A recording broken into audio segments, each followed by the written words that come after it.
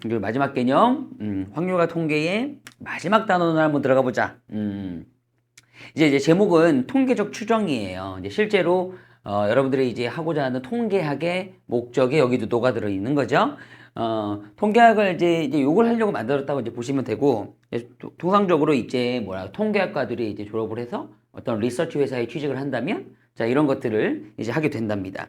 물론 이제 어떤 기계라든가 프로그램을 돌려서 하겠지만, 그에 대해 어떤 베이스가 되는 과정이고 개념이에요.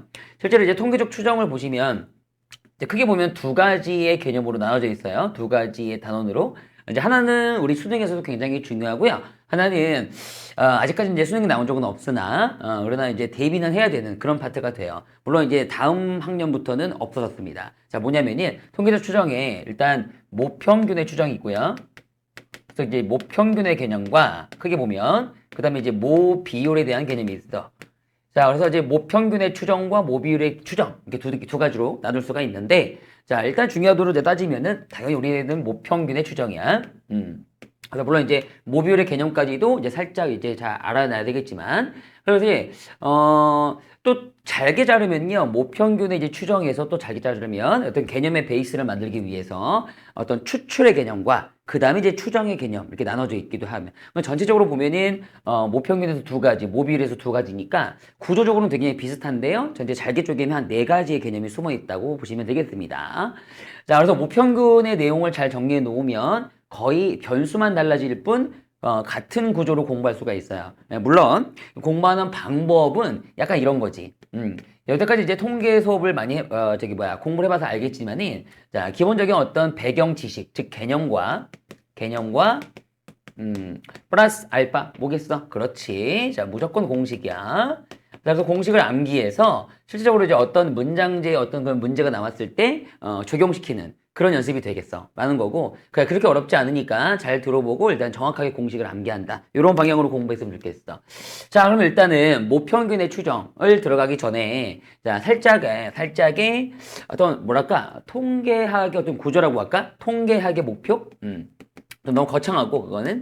자, 어떤 통계학의 어떤 구조, 물론 전체 통계학을 다 일컬은만은 아니지만, 자, 우리가 배워야 하는 그런 구조는 뭐냐면, 일단 이제 모집단의 개념부터 시작해. 자, 우리가 이렇게 생각하자. 자, 지금 어차피 또 곧 있으면 이제 수능을 보니까, 자, 우리 수능 인원이 약간 50만의 어떤 학생들이 있다고 했을 때, 자, 전체 50만 학생들의 어떤 수학 점수를 알고 싶어. 그러니까 수능을 보았을 때 말이야. 그러면 이제 옛날에 컴퓨터가 없었던 시절에서는 50만의 수학 점수를 다 어떻게 확인을 해야 되겠지, 손수, 그지? 그래서 50만의 수학 점수를 모조리 보고 싶다. 자, 그런 모집단이 바로 뭐냐면 그런 전체 조사할 수 있는 대상을 얘기하는 거야. 되니 여기까지? 그래서 50만의 수학 점수에 대한 어떤 모집단이 있다면 그 모집단을 이렇게 크게 보고, 어쨌든 이제 대상이 되게 많겠지. 그래서 이제 모집단의 그 수학 점수면 수학 점수, 영어 점수면 영어 점수의 평균, 즉 평균을 이제 m이라고 할게. 일단 스몰 m, 되니 여기까지 미인의 약자를 써서 그 평균을 알고 싶은데, 당연히 그래서 모집단 전체의 평균이니까 모평균이라 부르기로 했어. 이렇게 됐어? 통계학은 어차피 기호의 학문이잖아, 그렇지? 자, 그런데 자, 이 모평균이라는 건 원래 어떻게 생각해야 돼? 전체 50만의 수학 점수를 어떻게 다 더해놓고 나누기 50만을 해야 되는 거지. 그치? 평균이니까. 맞아. 너무 힘들다는 거야. 물리적으로. 너무 힘들어. 그래서 모평균을 너무나 알고 싶었었는데, 자, 그게 물리적으로 너무 힘드니까 여기에서 군데에서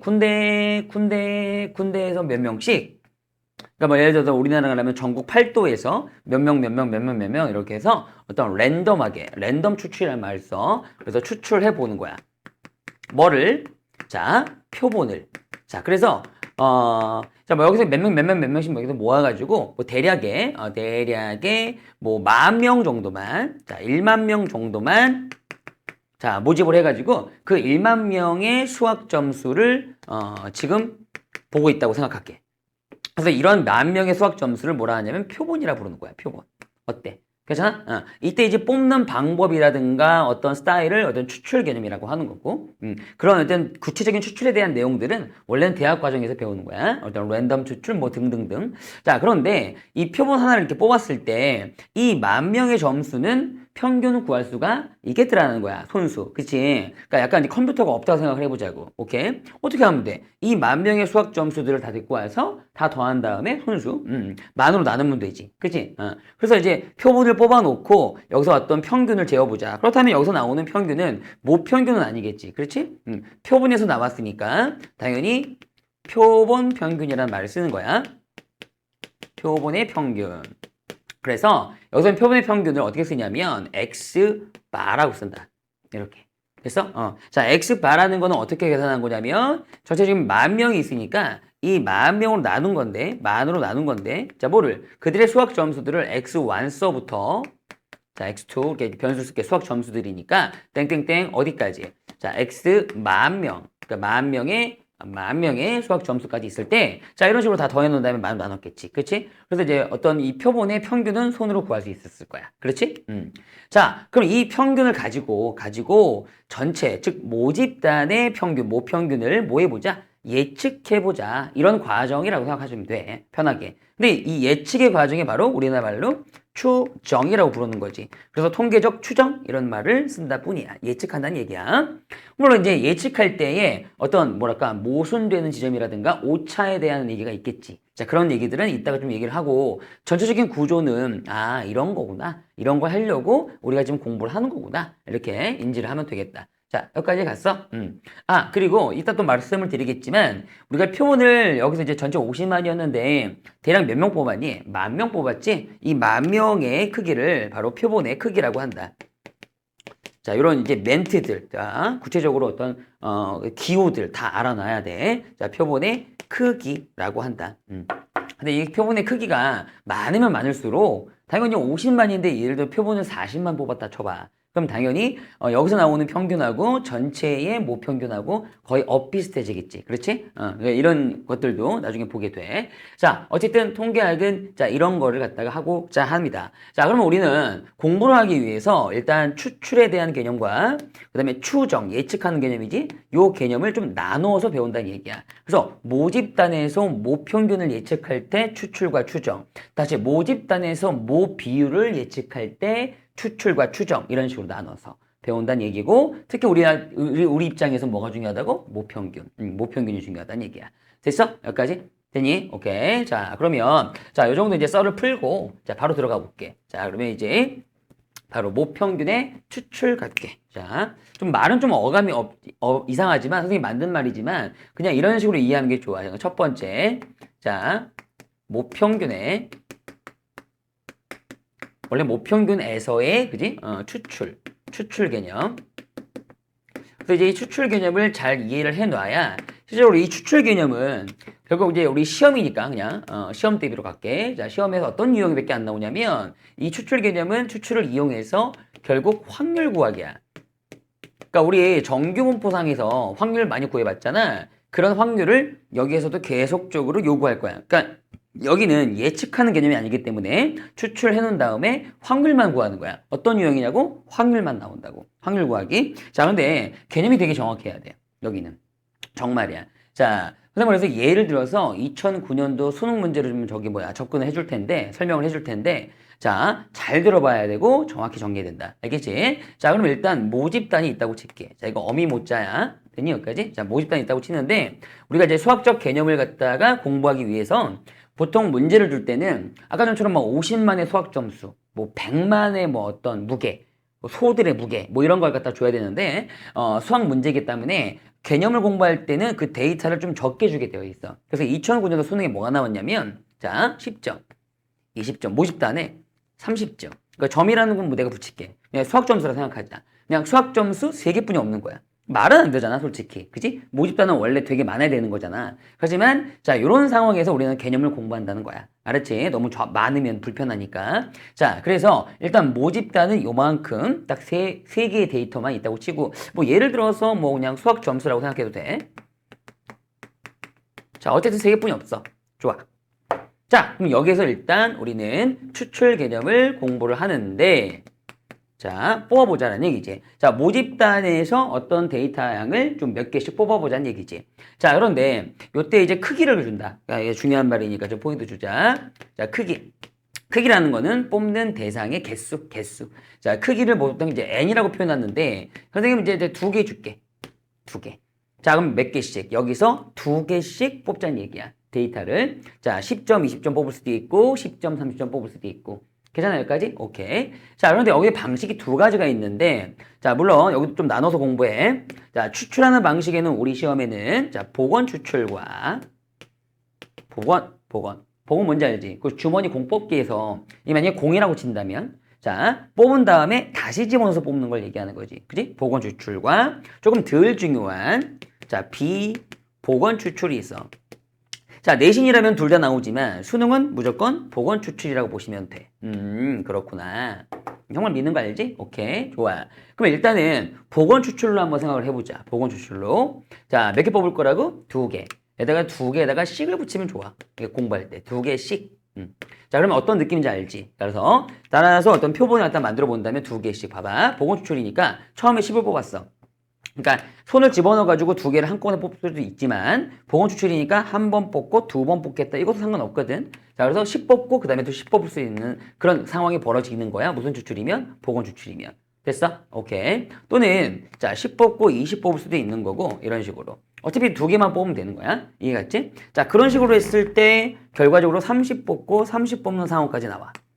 결과적으로 이게 정확히 개념이 좀 잡혀 있어야 되는 건데 그럼 결과적으로 복원 추출을 했을 때에는 자, 몇 가지의 상황, 몇 가지의 표본이 나오겠느냐라는 거죠. 자, 이들을 다 표본이라고 말씀드렸어. 표본.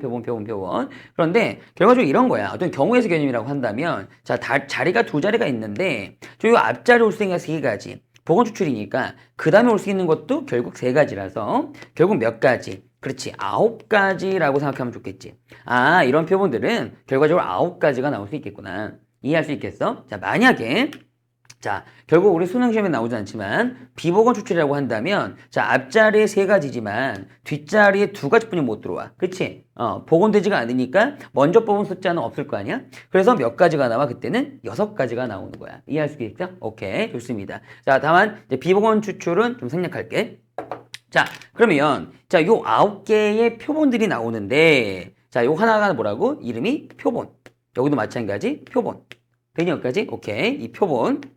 자, 우리는 이 표본들의 뭘 계산해서 일단 그렇지 평균을 계산한다는 거야. 자, 두 개뿐이 없으니까 평균 계산할 때 이렇게 하면 되겠지. 자, 몇 분의? 2분의 10 플러스 10. 만약에 이 표본이라면 자, 두 번째 표본이라면 자, 2분의 10 플러스 20. 자, 이런 식으로 계산할 수 있겠지. 자, 마지막에 남아있는 표본이라면 2분의 30 플러스 30. 이런 식으로 계산할 수 있을 것이고. 됐어? 자, 이들을 각각의 표본에서 나온 평균이라 하야 표본 평균 X 뭐라 부른다고? 바라 부른다고. 알겠니? 자, 기호에 정확해줘야 돼. 그래서 얘를 갖다가 우리가 앞으로 표본의 평균 좀 줄여서 네 글자 표본 평균이라 부르겠다 라고 약속을 했던 거야.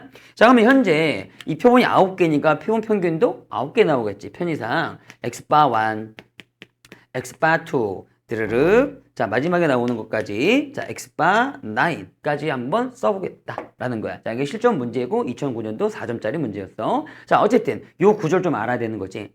자, 그러면 표본 평균 9개를 만들었는데 이거 가지고 뭘 할 거냐? 어떤 데이터에 대한 또 상태를 볼 거야. 그래서 지금 이런 9개의 데이터를 가만히 냅두는 게 아니라 이건 이제 선생님이 이제 설명하는 방식인데 자, 여기 이제 모집단이 있잖아.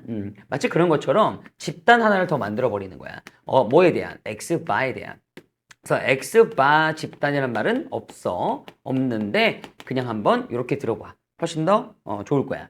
그럼 여기다가 이제 요 9개를 갖다 다 모아놓는 거지. 마치 여기 모집단에 10점, 20점, 3점이 있었듯이 여기 X바 집단에서도 자, X바 1, X바 2, 땡땡땡, 자, X바 9. 자, 이런 점수들이 있을 테니까 이런 점수들 9개를 모아놨다 생각하면 돼. 여기까지 되니? 오케이. 자, 그러면 뭘 하고 싶은 거냐면 이 X바 집단의 분포 상태를 알고 싶은 거야. 우리 공부하고 있는 단원이 뭐였니? 앞전에서 확률 분포였잖아. 그래서 여기서 이제 X바 집단의 분포 상태를 알고 싶은 거니까 결과적으로 여기서도 하고 싶은 거는 일단은 expectation, 그러니까 이들의 평균. 그러니까 기호상으로는 X바의 평균이겠지. 선생님 변수 중요시했지, 변수. 이 문제의 변수는 뭐야? X바야. 그지? 그래서 X바의 평균이니까 우리 한글말로 이런 식으로 읽어주는 거야. 또는 문장으로 나올 수 있어. X바가 뭐였지? 표본 평균. 그럼 expectation 부쉈으니까 표본 일단 평균까지 쓰고 평균의 다시 뭐가 되는 거야? 평균이 되겠지. 어때? 괜찮아? 이런 한글말까지 정확하게 인지를 하고 있어야 돼. 그러니까 표본 평균만 물어보면 X바를 얘기하는 거지만 표본 평균의 평균을 물어보면 expectation X바까지 가야 된다고. 이해할 수 있겠어? 오케이. 그 다음 variance X바는 뭐겠니? 분산 X바지. 그러니까 표본 평균의 분산이겠지. 표본 평균의 분산 이런 말들 당연히 이제 시그마 표준 편차도 있겠지.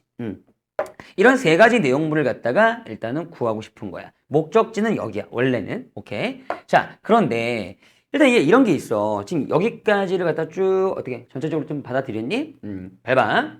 워낙에 원래 모집단이 원래 많은 건데 수학 문제이다 보니까 수학 문제 개념이다 보니까 모집단이 이렇게 되게 줄여줬어. 꼴랑 몇 개니? 3개지. 그러면 여기에서 나오는 이런 어떤 수학 점수라든가 뭐 어떤 데이터 양은 전부 다 변수 x라고 주는 거야. 이렇게. 그러니까 여기는 x바가 변수가 되니까 구분하기 위해서. 그러면 이 x에 대한 변수는 꼴랑 3개 아니니? 야, 그러면 우리 앞전에 맨 처음에 공부했던 것처럼 x라는 변수에 대하여 이런 식으로 표도 만들 수 있겠다. 그렇지 않니? 봐봐. 주머니 공이라면 또한 뽑을 수 있는 가능성이 동일하다면 자, 이런 식으로 뭐야? 확률 분포표를 당연히 만들 수가 있지. 그치? 그래서 probability x 확률을 쓴다면 자, 일정하다면 이제 3분의 1, 3분의 1의 확률로 이 공들을 뽑을 수가 있는 거니까 어때? 당연히 합은 1이 되는 거고. 맞지? 뭐야 이거? 모집단에서 이미 표를 만들 수가 있으면 자, 아까 통계학의 목적은 원래 모평균을 알아내고 싶다는 거였잖아. 그럼 여기에서 자, expectation x 즉 우리나라는 무슨 평균이야 이건? x의 평균 또는 모평균이 되겠지. 모평균 또는 자 분산 자 여기는 x의 분산 또는 모집단에 있는 거니까 모분산이 되겠지. 모분산 맞아 안 맞아? 이런 것들을 당연히 이 표를 보고 구할 수 있는 거 아니야? 그지? 한번 구해볼까? 자 expectation x는 자 곱하기에서 더하기였어. 맞아 안 맞아? 그럼 얼마 나오니? 20 나오지. 20점 이렇게 그지 않니? 오케이. 야 그러면 분산 또 공식이 있잖아. 어떻게 해야 돼? 오랜만에 expectation x의 제곱에서 자 지금 나온 평균에 뭘 뺀다? 제곱을 뺀다. 그렇지? 그래서 expectation x의 제곱을 갖다 빼주시면 뭐 나오겠지. 맞아 안 맞아? 자 걔를 갖다가 우리가 자 분산이니까 시그마 제곱이라고 생각한다면 그지? 표준 편차도 당연히 구할 수 있는 거고 루트 씌워서 그러면 이 식구를 뭐하러 하냐 이거야? 추출을? 맞아 안 맞아? 그렇지 않니? 자, 이건 수학적인 어떤 문제에 대한 개념상이다. 따라서 잘 봐. 이게 진짜 출제 유형이고 가장 중요한 말이야. 자, 모집단에서 우리가 추출을 하긴 하지만 모집단의 상태 자체를 이미 다 알고 있어. 이미 이런 식으로. 보통 다 알게 돼. 표도 줄 수가 있어. 그러니까 2009년도 수능도 표가 나와 있었어. 이렇게. 그게 모집단의 표지 저기 표본 집단의 표는 아니라는 거야. 그러면 이 모집단의 표에서 평균과 분산을 다 구할 수가 있는데 가장 중요한 건 뭐냐면 자 일로 오세요. 지금 여기 이제 X바 집단을 만들었잖아. X바는 원래 저기 있는 그 데이터를 가지고 표본을 뽑아놓고 만든 평균들의 집합이란 말이야. 그 평균들의 집합을 갖다 만들어 놓고 다시 평균을 내는 거야. 즉 여기 9개 있었으니까 만약에 이들을 다 더한 다음에 이렇게 다 더한 다음에 나누기 9 하면 평균이 만들어지겠지. 그치?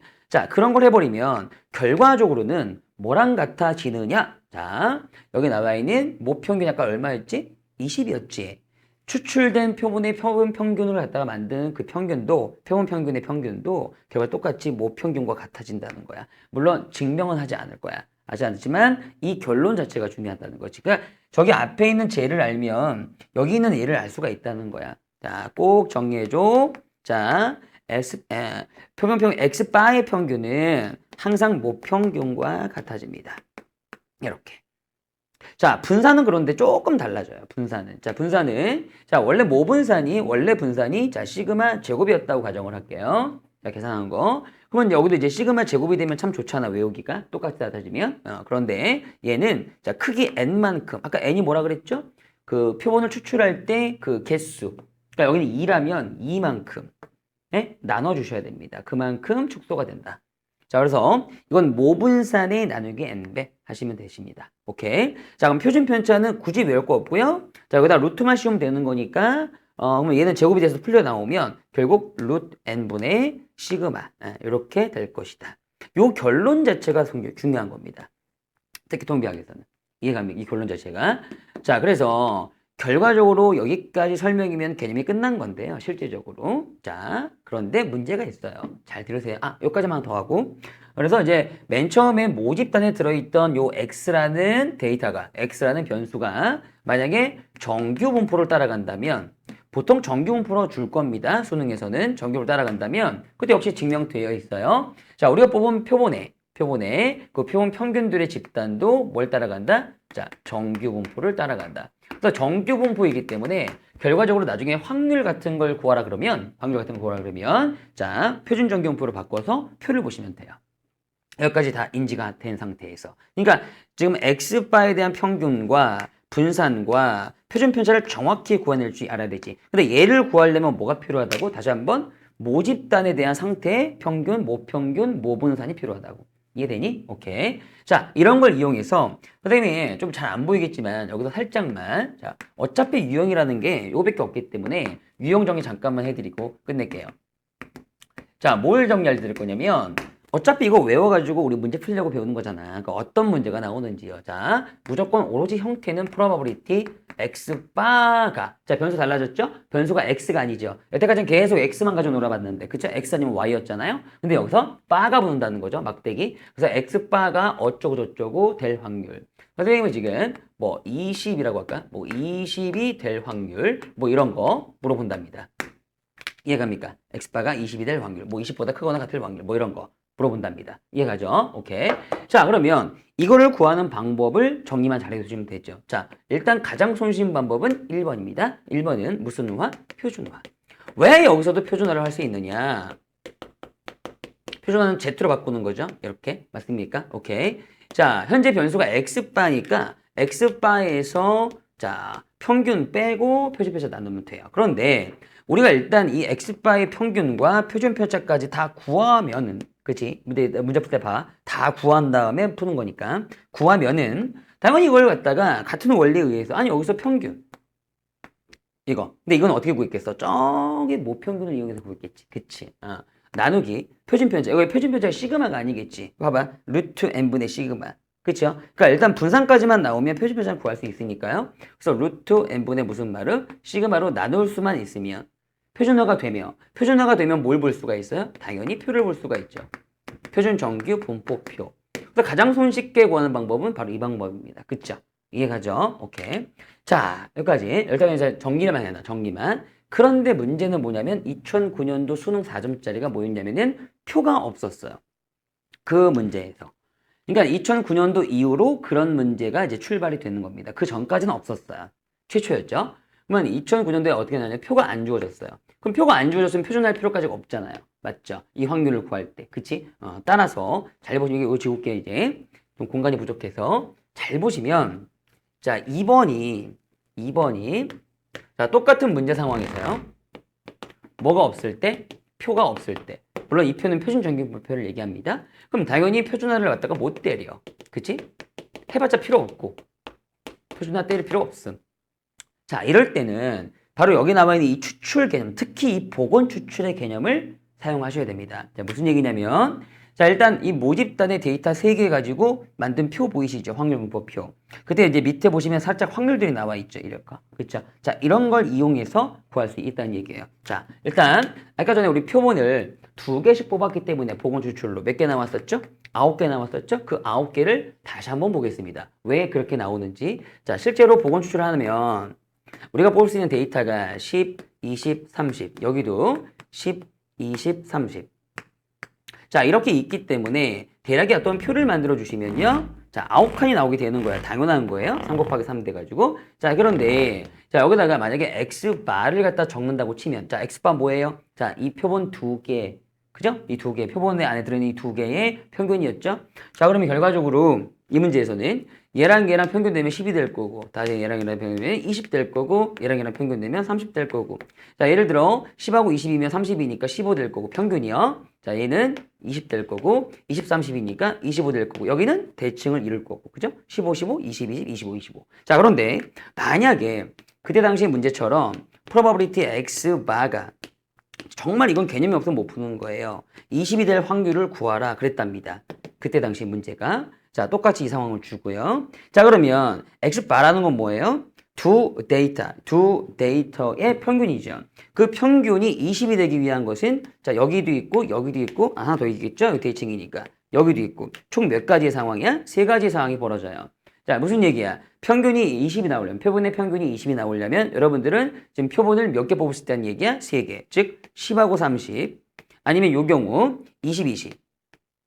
아, 이렇게 글씨가 안 써지지? 자, 20, 20. 그 다음에 요 경우는 뭐야? 30, 10. 자, 이게 복원 추출이니까 가능한 상황들이죠. 그래서 이렇게 뽑아도 평균이 20대고, 이렇게 뽑아도 평균이 20대고, 이렇게 뽑아도 평균이 20대니까 결과적으로 이렇게 나오기 위한 확률을 표 없이 제시할 수 있으셔야 됩니다. 그 이후로부터는 수능 특강에도 계속 이 문제 유형이 나오고 있고, 아직까지는 이제 2009년 이후로는 수능에 나온 적은 없어요.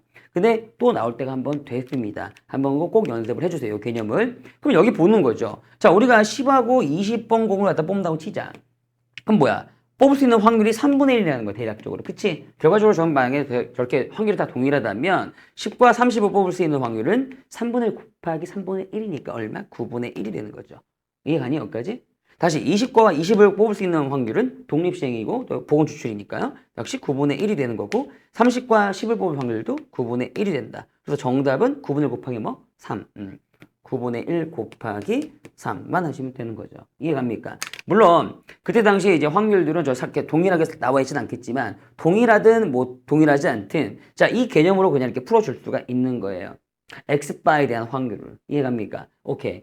자, 지금 x바에 대해서 정확한 이해가 필요하기 때문에 좀 자세하게 설명을 해봤는데 어떻게 이해되십니까? 오케이. 자, 여기까지 일단 모평균의 추출의 개념을 좀 배워봤다. 됐냐? 오케이. 좋습니다. 잠깐 쉬었다 갈까요? 아, 이제 진짜 마지막으로 자, 모평균의 자, 추정 들어갈게요. 추정은 다른 말로 예측, 모평균을 예측해보자. 진짜 이제 통계학에서 하고자 하는 목표입니다.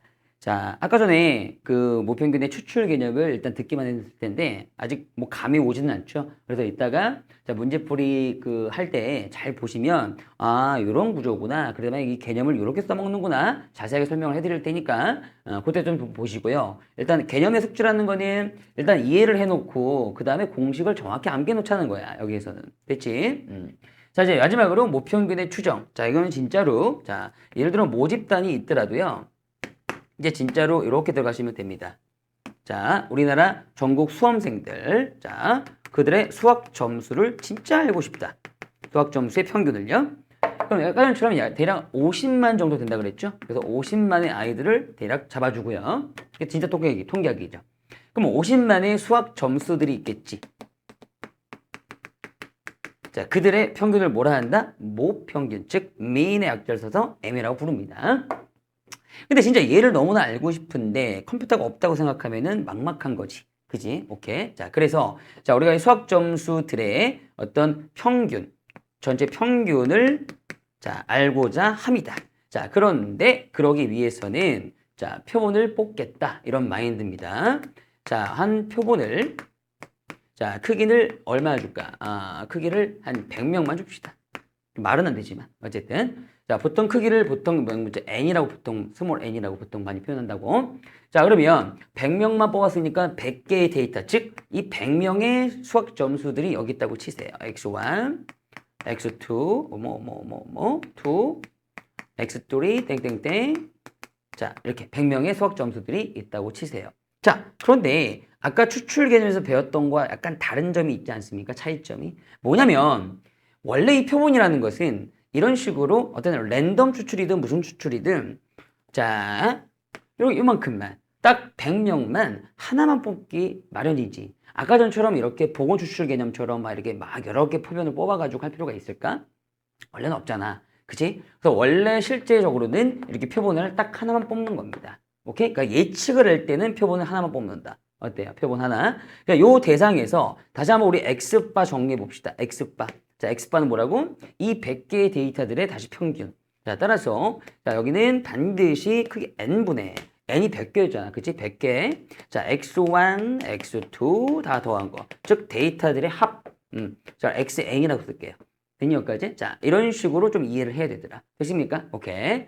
자, 그런데 꼬작 100명밖에 없기 때문에 여기서 손으로 막 계산할 수가 있는 거였죠. 그래서 평균을 한번 재보니까 그럼 예를 들어서 이 평균이 대략 50점 정도 나왔다고 칩시다.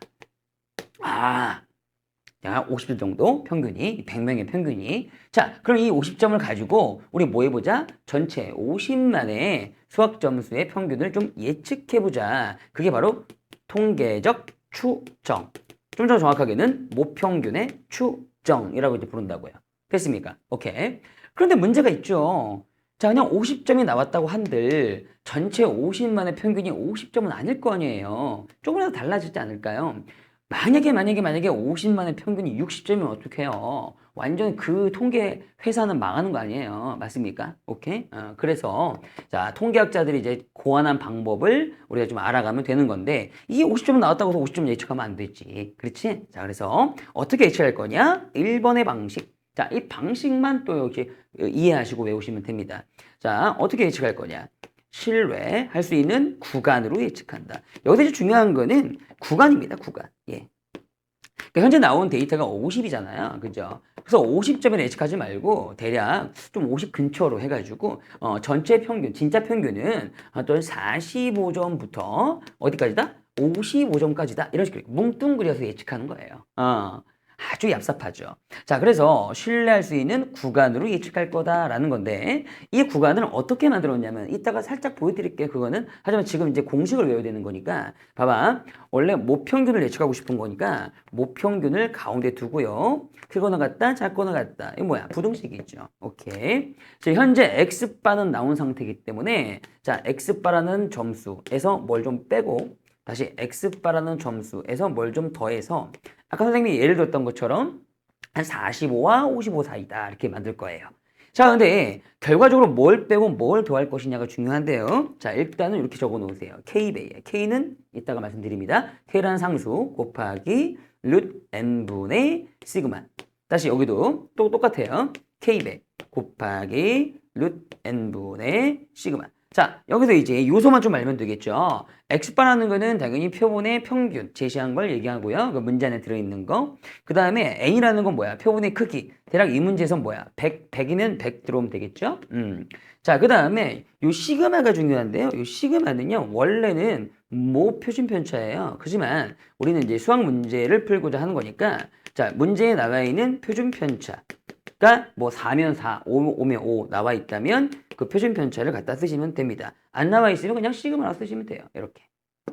자, 그래서 결과적으로 뭘 만들었어? 범위를 만들었죠. 그래서 신뢰 구간으로 예측한다. 라고 얘기하는 겁니다.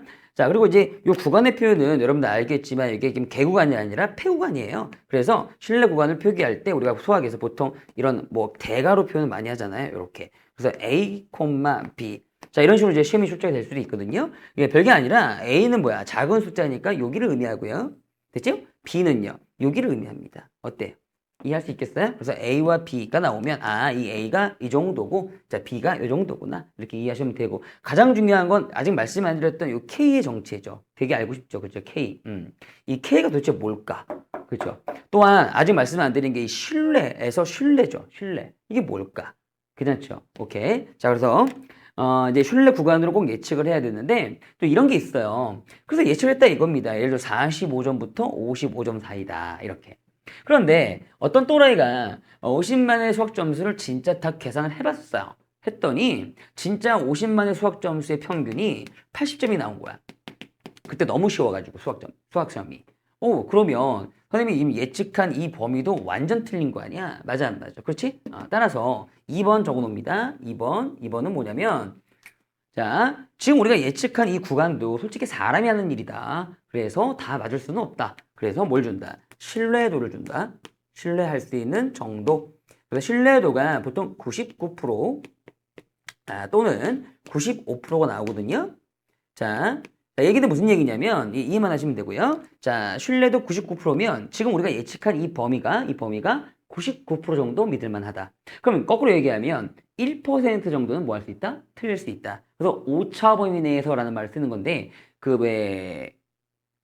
선거 같은 거 하잖아. 대통령 선거라든가 우리 국회의원 선거할 때 출구조사 하잖아. 그 출구조사하면 오차범위 5% 내에서, 오차범위 1% 내에서, 프라마 1% 내에서 이런 말들이 바로 이런 말들입니다. 신뢰도 99%면 나 1% 정도는 틀릴 수 있어요. 신뢰도 95%면 나 5% 정도는 오차가 나올 수 있어요. 라는 말입니다. 자, 그렇게 이제 제시를 해주면은 아무리 우리가 예측한 범위가 틀리더라도 그래도 적어도 뭐랄까 돌은 맞지 않겠죠. 이렇게 얘기를 해줬으니까. 그죠? 상당히 비겁한 학문이야. 자, 어쨌든 자 이런 식으로 알아둔다. 자, 그럼 더더욱이 이제 신뢰라는 말 좀 알았죠? 신뢰도, 신뢰할 수 있는 구간, 신뢰도. 그럼 더더욱이 이제 K에 대해서 궁금해지죠. K는 도대체 뭘까? 어떤 숫자인가? 외워야 되는 것인가?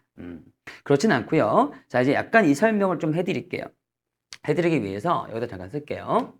원래 이 구간에도 나올 수 있는 공식의 원리가 좀 있어요. Y. 물론 여기까지는 몰라도 됩니다. 지금 K라는 이 숫자를 이해하기 위해서 왜 구간을 이렇게 만들었느냐. 그치? 아까 전에 우리 X바를 표준화할 수 있다 했습니다. 보통 정규모 따라가니까. 그럼 만약에 X바라는 데이터가 있었어. 즉 표본에 평균이 있었어. 그럼 거기서 이제 평균 빼고 아까 평균이 뭐였니? 모평균과 똑같다 했지. 그 다음에 나누기 표준표가 그냥 시그마 아니라 루트 n분의 뭐라 그랬어? 시그마라 그랬어. 어때? 되니? 여기까지? 오케이. 그래서 이게 표준화를 시켰어. 표준화를 시킨 것의 절대값. 작거나 같다 1.96. 요건 선생님이 외운 수치야. 얘들은 안 외워도 돼. 알았지? 1.96의 probability, 즉 확률을 계산을 하면 이게 정확하게 0.95가 나온단다. 자, 무슨 얘기냐면요. 자, 우리 이거 이제 표준화 시킨 거니까 이걸 Z로 봐도 되는 거야. 그지? Z 분포표에서 Z에서 가운데 0 주고요. 자, 여기가 대략 포인트가 1.96이면 대칭으로 마이너스 1.96까지 갔을 때에 자, 전체 확률이 0.95예요. 그러니까 표 같은 데 보시면 0서부터 1.96까지가 요 반띵이죠? 이 반띵의 그 표에 보시면 확률이 0.475라고 나와 있을 거야.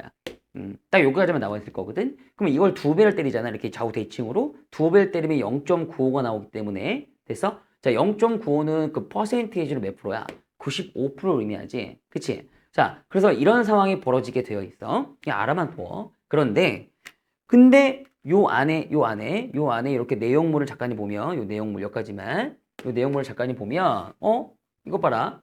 절대치가 있고 뭐보다 작거나 같다니까 일단 이 절대치를 가운데 두고 마이너스 1.96, 플러스 1.96 사이다 할 수 있겠지. 공간이 좀 부족하니까 좀 지울까? 이건 필요 없으니까 이거 지울까? 자, 요 안에 것만 선생님 살짝 한번 정리해 볼게. 자, 일단은 마이너스 1.96과 아니 절대값이 뭐보다 작다니까 그냥 부등식 푸는 것처럼 요 가운데 자 루트 n분의 시그마 주고 그 다음에 요 분자부터 쓰자. 분자하고 순서 잠깐 바꿀게. 어차피 절대치 안에서 바꿔도 되는 거니까. 그래서 n 마이너스 뭐 x바. 그다음에 나누기 자 루트 n분의 무슨 마 시그마. 뭐 여기까지는 뭐 알 건 없는데 이게 왜 나오는지 알면은 저 k의 의미가 확실해지니까. 자, 이 부등식만 풀면은 이렇게 되겠지? 그렇지? 자, 그다음에 이게 분모 좀 거실리니까 이 분모도 양변에 곱해가지고 양수일 테니까 곱할게. 뭐가 좀 보이지 않니? 자, 그 다음에 그 넘긴 다음에 역시 n만 가운데 두기 위해서 여기 마이너스 x바 있잖아? 그럼 좌우변에 플러스 x바씩 할게. 그러면 결국 이 식이 나오는 거지. 그러니까 여기서 유도된 식이야. 이 확률식에서.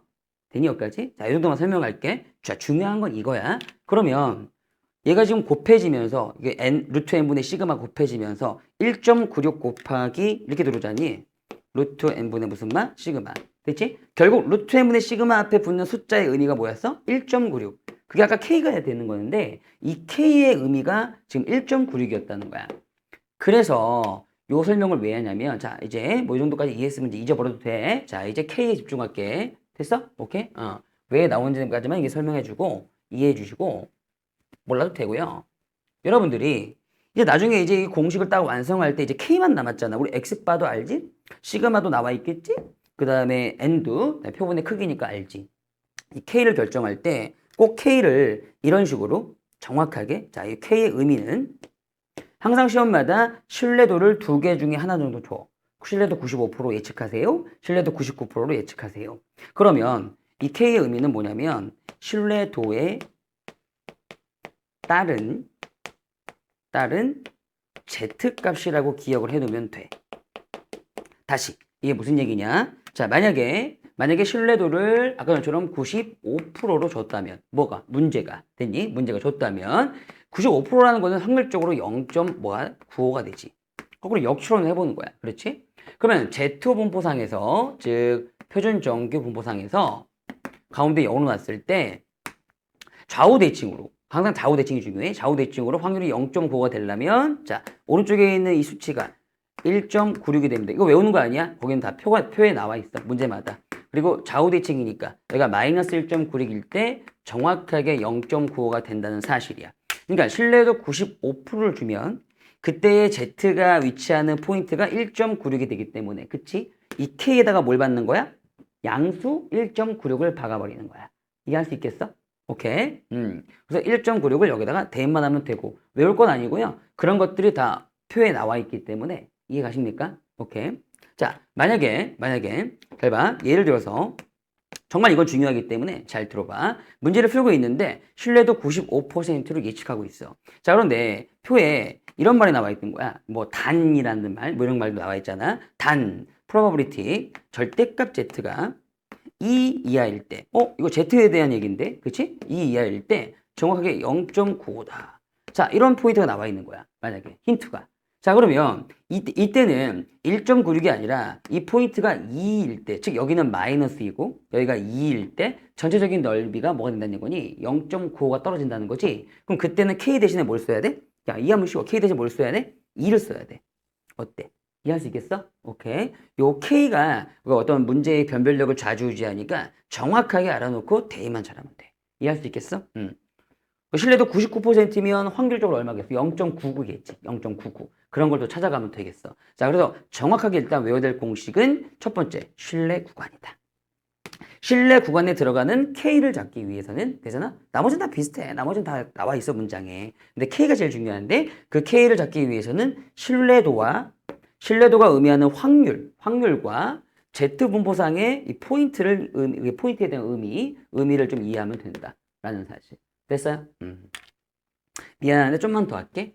자, 이제 거의 다 했어. 자, 신뢰 구간, 신뢰도 꼭 알아두셔야 되고. 자, 그 다음에 이제 세 번째는, 별거 아니에요. 이제 다 끝냈어요. 아까 전에 이제, 이거 다 지워져 버렸네. 자, 신뢰 구간을 가운데, 모평균을 가운데 두고, X바에서 뭘 뺐고, X바에서 뭘 더 있잖아요. 시그마. 요거. 근데 이제 오른쪽이나 왼쪽이나 숫자가 좀 비슷하잖아요. 그래서 이런 말을 좀 써봐요. 신뢰 구간의 길이. 신뢰 구간은 자 여기서부터 여기까지인데 그거의 길이 네, 뭐 길이를 보통 L이라고 많이 하니까 자 이렇게 L이라고 한다면 별건 아니고요. 실제적으로 이게 큰 거에서 이 작은 거 빼시면 됩니다. 구간의 길이를 의미하는 거니까 자 큰 거에서 좀 작은 거 빼면 X바가 날아가겠죠? 이렇게 그 다음에 얘만 저거 뺐으니까 얘만 몇 개? 2개 돼서 결과적으로 이것도 외울 만한 식이 돼요. 2배의 K배의 루트 n분의 무슨 말? 시그마. 자, 이런 식으로 외워주시면 좀 더 빠르게 신뢰 구간의 길이가 나왔을 때 문제를 접근할 수 있다. 어때요? 괜찮아? 그 다음에 이 정도만 뭐 다 아시겠지만 신뢰 구간의 식이 이러니까 길이에 대한 식이 이러니까 신뢰 구간의 길이라는 것은 자 보세요. 요 K가 뭐야? 신뢰도에서 주는 확률에 따른 그 확률에 따른 Z값이 있죠. 그래서 K에 뭐 하고요? 비례하고요. 비례라는 말 뭐 어렵나? K가 크면 클수록 L도 커진다고. 길이도 커진다고. 또 시그마 뭐였어? 문제에 제시되어 있는 표준편차라고 그랬죠? 표준편차가 분자했기 때문에 표준편차에 당연히 뭐한다? 비례한다. 표준편차가 커지면 길이도 커진다. 다만 여기 이제 N이 있죠. N이 뭐였다? N이 표본을 맨 처음에 뽑을 때 그 크기, 개수, 그죠? 표본의 크기와는 신뢰 구간의 길이는 뭐한다? 반비례한다. 자, 이 정도 좀 알아두시면 내신 문제 풀 때 지장이 없을 거예요. 알았죠? 자, 마지막이네, 이제. 네 번째. 어우, 너무 이게 좀. 네 번째. 네 번째는요. 자, 요런 말을 좀 이해해 두세요. 또 특히나 자주 쓰이는 말 중에 하나가 이건데. 그럼 결과적으로 우리가 지금 모평균 공부 다 해봤고, 모평균. 그죠? 그 다음에 이제 표본 평균. 표본 평균이 뭐였다고? 기호적으로? X바. 그지? 표본의 평균. 공부를 다 해봤는데, 원래 이 표본 평균과 모평균은 어떤 일정의 차이가 있다 그랬죠, 당연히. 그 차이를 일단 보통 오차라고 말씀을 드리는데요. 그 오차라는 개념이 없어졌기 때문에 이런 말을 써요. 모평균과 표본 평균의 차이, 차 또는 차이 이런 말을 씁니다. 그러니까 이런 말을 썼을 때는 당연히 우리 수학적 개념상 일단 절대값 하나 붙이셔야 되고요. 그다음 뭐 순서 상관없지만 어쨌든 m-x바 또는 x바-m 이런 식으로 쓰셔야 되는데 이게 항상 뭐보다 작게끔 되어 있어요. 자, 그 이유는 역시 또 이 공식에서 나옵니다. 이 공식에서. 잘 보이시나요? 그러니까 n-x바를 만들려면은 x바를 빼주시면 되죠. 마이너스 x바, 마이너스 x바, 마이너스 x바 이런 식으로. 그 다음에 그걸 다 제외시켜 놓고 그러면 자 마이너스 x바 이렇게 해가지고 여기다 재워놓고 쉽게 보면 여기 중에 마이너스 모시기가 여기는 플러스 모시기가 남아요. 근데 숫자는 절대값이 똑같죠. 자 그래서 아까 전처럼 이 절대값 부등식을 만들 수가 있어요. 어떻게? k배의 룻 n분의 시그마. 여기까지 좀 외워두셔야 됩니다. 알았죠? 자, 이거를 정리하면 이 실내 구간의 길이가 되니까, 실내 구간이 되니까, 어때? 이해 가십니까? 오케이? 그래서, 자, 모평균과 표본평균의 차라는 말이 나오면, 일단 이 식을 먼저 딱 이해 또는 써놓고 문제를 출발한다. 이렇게 알아두시면 전혀 지장 없어요. 됐습니까? 여기까지. 자, 그래서 모평균의 그 추출부터 시작을 해가지고, 추정, 예측까지 좀 최대한 자세하게 설명을 해드렸는데 어떻게 이해 갈라나? 아직은 감이 잘 안 오죠? 실질적으로 여기 파트는 반드시 좀 공식을 암기한 다음에 문제를 푸셔봐야 됩니다. 실제로 스스로 푸셔봐야 됩니다. 자, 그래서 같이 한번 문제풀이로 이제 가봐요. 됐어요? 여기까지? 네, 고생했어요.